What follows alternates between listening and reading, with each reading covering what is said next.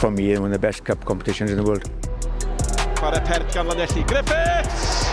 Dyna sut mae sgorio. Mewn â hi eto, ac mae mewn i'r hwyd gan Moses. Allan â hi neu hi ddim, allan Moses yn mynd amdani hi. Griffiths! Ydy wedi croesi'r llinell ar ddimai. A wyddwch chi be, mae wedi sgorio eto. He just took Bangor apart, like. A mynd â siawns am bedwaredd fan hyn. Ac mae gornel o'r hwyd gan Chris Venables. Mae Bangor ar chwal. My all-time favourite win. Better than actually winning the Welsh Premier for me. Stewart Jones yn codi'r clws.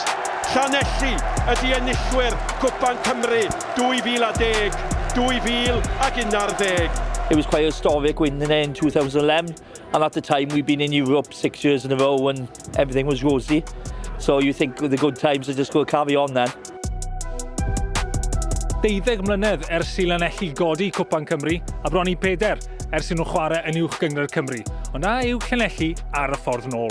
I think we won really well. Obviously last year we had a difficult end of the season, finished 9th, and obviously looking for progress, so to be sitting 3rd at the moment. A couple of games in hand over 2nd, we're doing really, really well. Siomedig gyda'r perfformiadau yn wedig yn gatre ni colli Caerfyrddin a Trefelin. Rhaid ni wneud yn well yn wedig yma. Ond hapus gyda sut mae di mynd. We'd love to win the league, who wouldn't? We're just taking genuinely each game as it comes. It's cliche, but listen, the next game we just got to win the next game.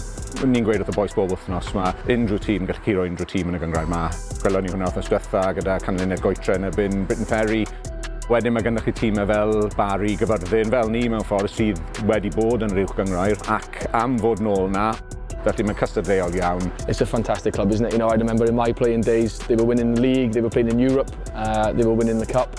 So a huge responsibility with the size of the club to get back into the Welsh Premier League and to win every single match that we play.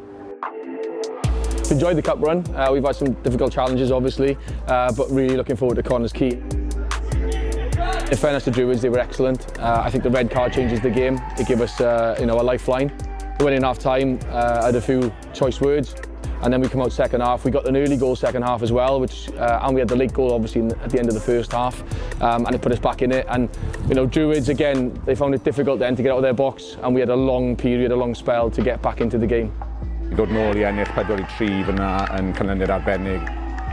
Mae'r cwpan yn rhoi bach o brec o'r gyngrair a shot in ni nawr yn erbyn tîm anodd yn Connah's Quay. Funny enough, we played Connah's Quay in round 3 of the Welsh Cup 10 years ago exactly, and we were struggling to get a team because the players had had enough of the financial problems. And I remember on the Friday night before we travelled to Connah's Quay, we were phoning around the players. It was me, Bob Jeffrey and Gary Lloyd, and we started on Bob Jeffrey's mobile phone then, and the battery went. We went to Gary's mobile, and then we ended up on my mobile. And in fairness, we took 11 players up there, and we had a couple of subs who were actually injured, and they ended up going on, and we actually went 1-0 up against them. To be honest, we kind of emulate ourselves a little bit on Connah's Quay. The way I set my teams up, I'm not saying it's just all percentage based, but we're quite physical, quite athletic, powerful, so it's going to be a really difficult, real difficult test. Mae'n gêm sy'n mynd I bod yn fyw ar sgorio. Ni'n cyffroes, ni'n hapus gyda sut mae'r training yn mynd. It's a massive step up. That'll be very good for them to see where they are. But I'm expecting a very tough game. But on the day it's a cup, anything can happen. Mae ganddo ni chwaraewyr sydd yn gallu achosi problemau. Mae ganddo ni cyflymder wrth ni wrth ymosod, felly gobeithio gallwn ni achosi rai problemau I Connah.